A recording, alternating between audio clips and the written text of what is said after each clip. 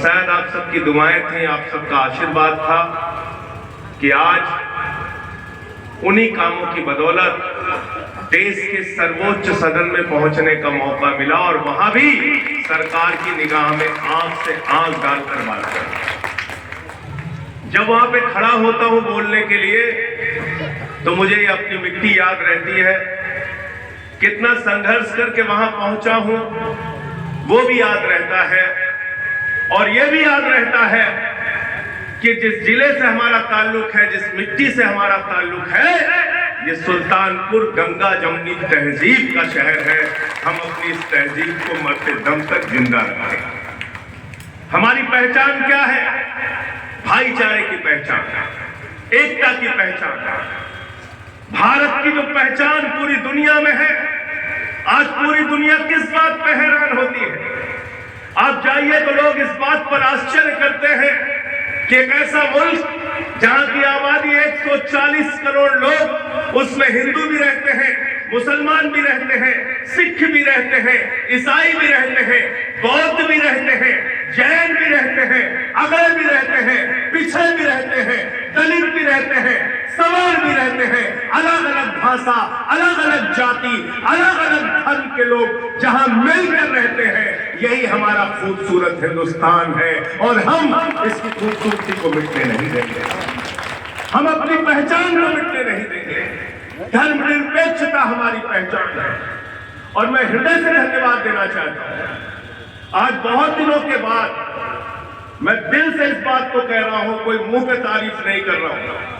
मौलाना अहमद सिराज साहब जब यहां बोल रहे थे तो मैं चाहता हूं कि ऐसी तकरीरें हिंदुस्तान के हर शहर, हर कस्बे के अंदर हो, जहां पर यह बताया जाए कि इस मुल्क के लिए आपका योगदान क्या है। मैं माफी के साथ ये बात कहना चाहता हूं। मैं गया एक मदरसे और मैंने वहां पे अपनी बात रखी तो मैंने सवाल किया, मैंने कहा बताओ बच्चों, इंकलाब जिंदाबाद का नारा किसने दिया? तो माफ कीजिएगा कोई बता नहीं पाया मौलाना। तो मैंने कहा मौलाना हसरत मोहानी ने इंकलाब जिंदाबाद का नारा दिया।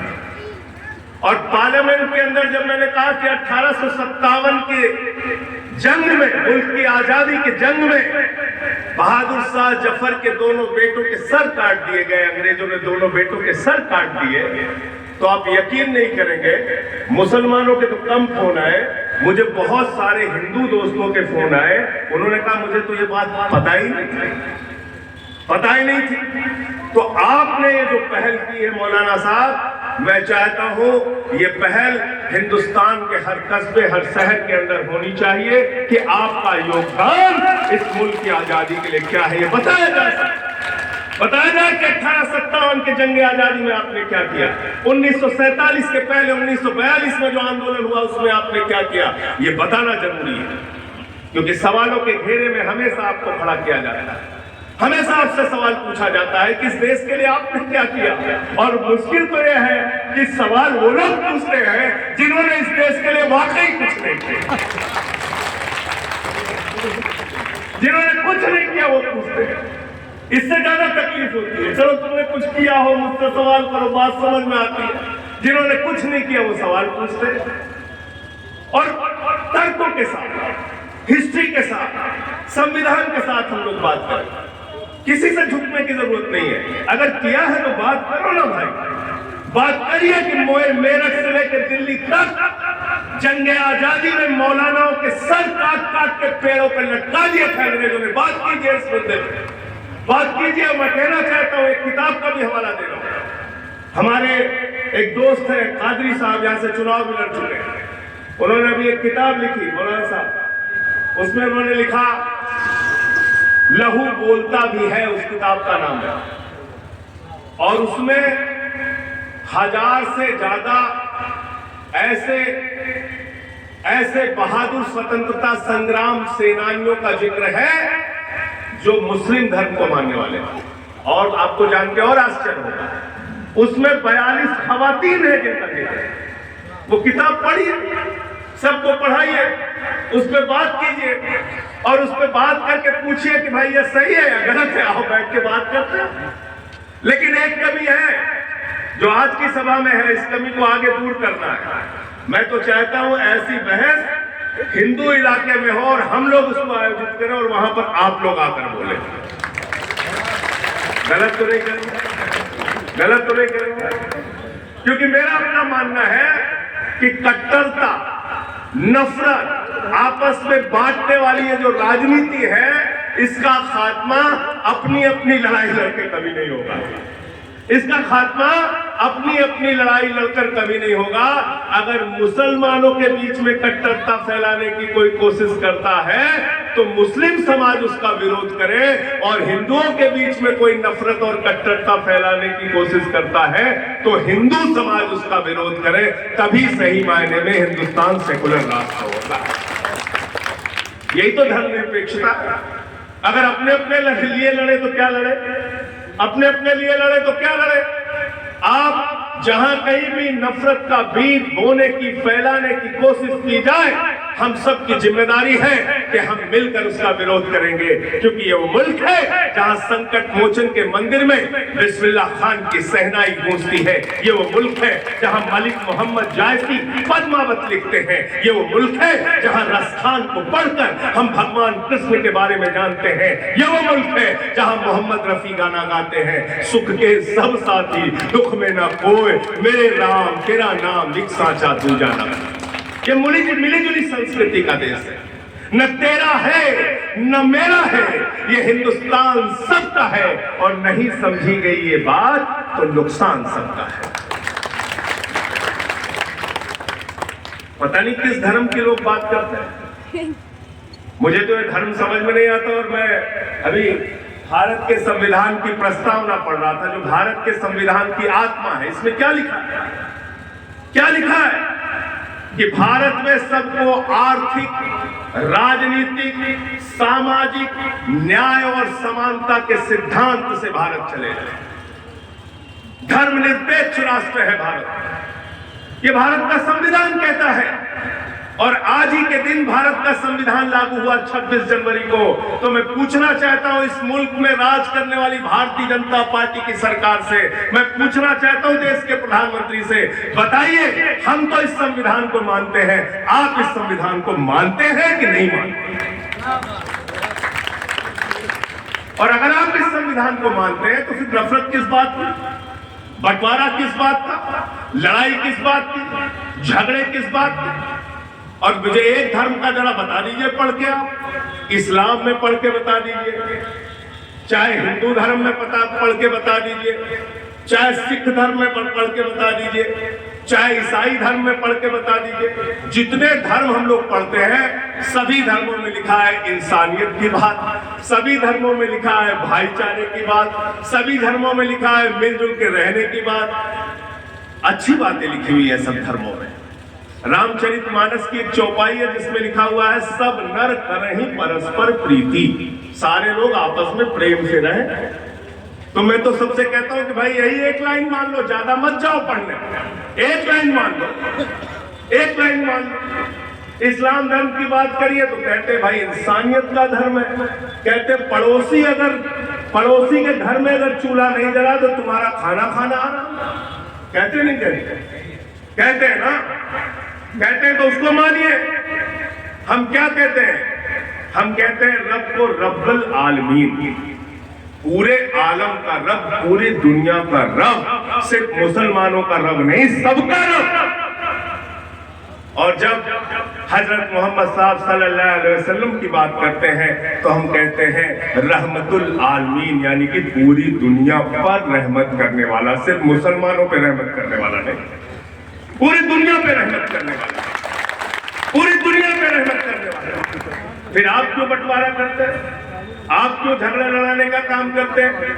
हर चीज में हिंदू धर्म खतरे में पड़ जाता है।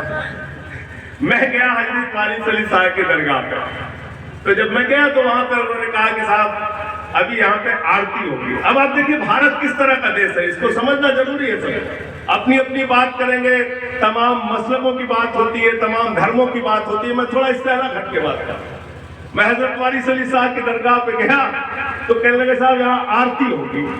तो मैंने अपने मन में सोचा कि दरगाह है, यहाँ पे आरती कैसे होगी?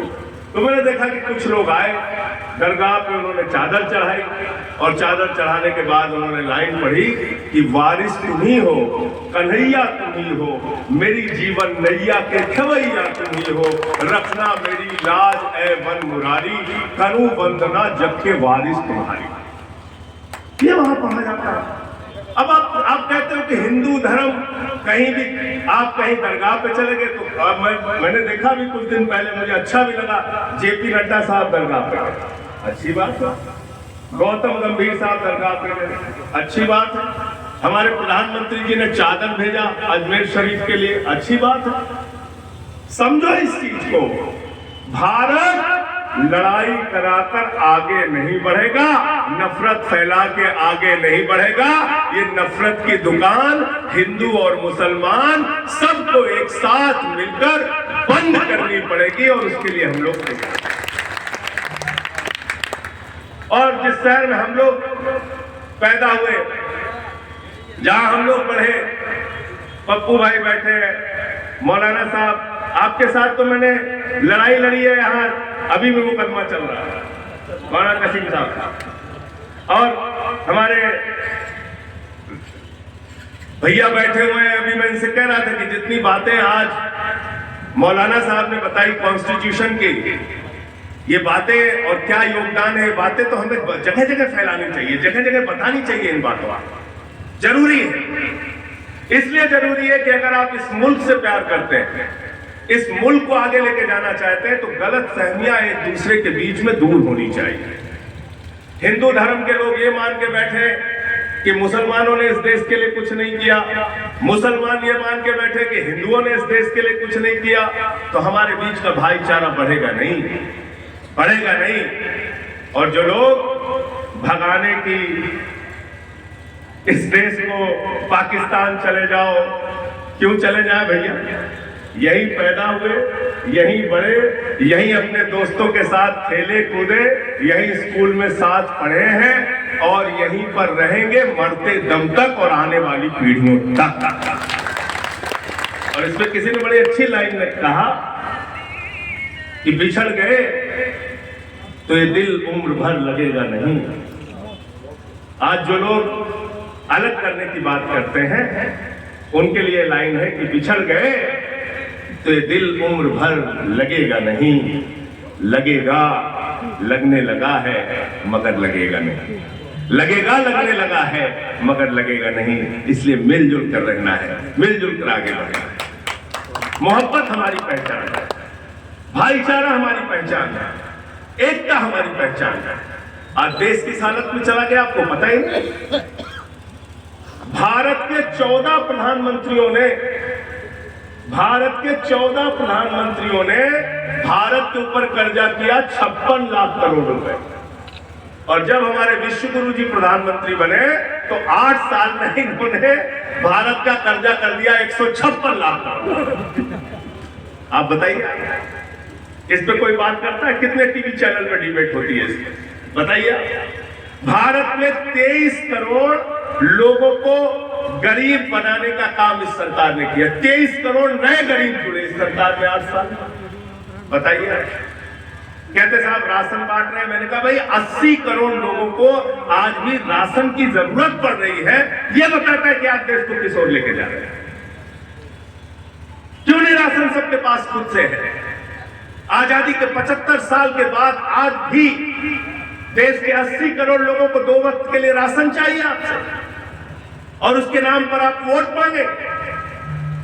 ये हकीकत है इस देश की। बेरोजगारी में हम 45 वर्षों में सबसे आगे। कहते हैं भारत माता की जय, हम भी कहते हैं भारत माता की जय। हम कहते हैं भारत माता की जय, हम स्कूल बनाएंगे, अस्पताल बनाएंगे, सड़कें बनाएंगे। और हमारे देश की सरकार कहती है भारत माता की जय, हम रेलवे बेचेंगे, हम सेल बेचेंगे, हम कोल इंडिया बेचेंगे, हम LIC बेचेंगे, हम बैंक बेचेंगे। ये है सच्चाई। भारत के 140 करोड़ लोगों ने अपनी मेहनत से, परिश्रम से रेल बनाई, सेल बनाई, कोल इंडिया बनाया, LIC बनाया। आप कर क्या रहे हो? आप उसको बेचने का काम कर रहे हो। 6.5 लाख करोड़ रुपए की भारत की संपत्ति बेचने का बजट में प्रस्ताव लेके आई है सरकार। आप बताइए कहां लेके जा रहे थे इसको? आपने कहा था किसानों की आमदनी दोगुना कर देंगे, क्या हुआ उसका? आपने कहा था 2022 15 अगस्त तक सबको पक्का मकान मिल जाएगा, मिल गया पक्का मकान? आपने कहा था काला धन आ जाएगा विदेशों से, आ गया काला धन? काला धन दोगुना हो गया। आपने कहा था हर खाते में 15 लाख मिल जाएगा, मिल गया 15 लाख खाते में। कह रहे थे 40 रुपए में पेट्रोल बिकेगा, 30 रुपए में डीजल बिकेगा, हो गया। कह रहे थे बुलेट ट्रेन चलेगी। मौलाना साहब मैं पूछ रहा हूं कहां है बुलेट ट्रेन, बता दो भैया, हमें भी देखना। बुलेट ट्रेन चला रहे तो कृष्ण बिहारी नूर की एक लाइन है, बड़ी अच्छी लाइन है, और मैं समझता हूं इस्लाम धर्म के मानने वाले लोगों के लिए भी ये लाइन बहुत सटीक है कि सच घटे या बढ़े तो सच ना रहे, सच घटे या बढ़े तो सच ना रहे। सच में कुछ घटाया बढ़ाया नहीं जा सकता। सच या तो सच है या सच नहीं है। सच घटे या बढ़े तो सच ना रहे, झूठ की कोई इंतहा ही नहीं, झूठ की कोई इंतहा ही नहीं। तो इस देश में सरकार ऐसी चल रही है जिसके झूठ की कोई इंतहा नहीं है, झूठ की कोई इंतहा नहीं। मैं फिर से एक बार सुल्तानपुर की मिट्टी को सलाम करता हूं और आज 26 जनवरी गणतंत्र दिवस के अवसर पर आप सबको शुभकामनाएं देता हूं। और आप सबके सामने आप जब हौसला देते हैं तो ताकत बढ़ती है और मन मजबूत होता है। आप सबके सामने ये संकल्प ले रहा हूं कि मरते दम तक इस मुल्क के भाईचारे के लिए, एकता के लिए काम करता रहूंगा, बगैर डरे, बगैर झुके, बगैर। बहुत बहुत धन्यवाद।